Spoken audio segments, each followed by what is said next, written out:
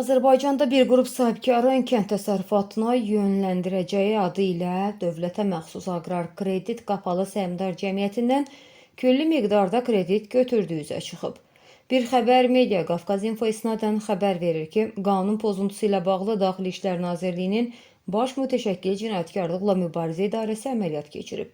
Əməliyyat nəticəsində Şurabad Quşçuluq MMC-nin direktoru Fuad Süleymanov, Şurabad Broilerin direktoru Tofiq Musayev, Salyansüd MMC-nin qanuni təmsilçisi Fazil Rüstəmov və onlarla əlbir olan Faiq Rüstəmov, Süleyman İsmailov və Yaşar Qurbanov saxlanılıb.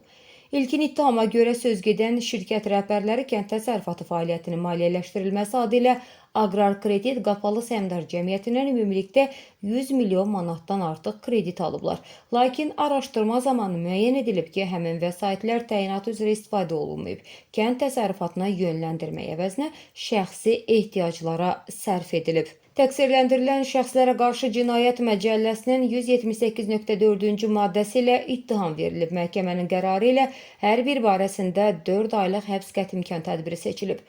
Digər bir məlumata görə Baş Mütəşəkkil Cinayətkarlıqla Mübarizə İdarəsində aqrar kreditin sabiq rəhbəri, Azərbaycan Sahibkarlar Konfederasiyasının prezidenti Məmməd Musayev barəsində də cinayət təqibi aparılır.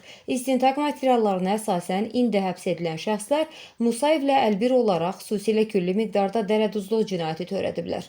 Onlardan bəziləri Konfederasiya prezidentinin yaxınıdır. Tofiq Musayev onun qardaş oğludur. Fazil Rüstəmov isə Musayevin müavini işləyib.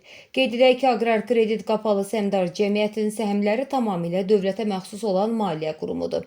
Cəmiyyətin əsas məqsədi sahibkarlıq subyektlərinin, xüsusilə regionlarda fəaliyyət göstərən bizneslərin maliyyələşdirilməsi və güzəştli kreditlərin verilməsidir. Aqrar kreditin 2001-ci ildən 2025-ci ilə kimi rəhbəri Məmməd Musayev olub. Sahil Babayev maliyyə naziri təyin ediləndən bir müddət sonra o qapalı səhmdar cəmiyyətindən kənarlaşdırılıb.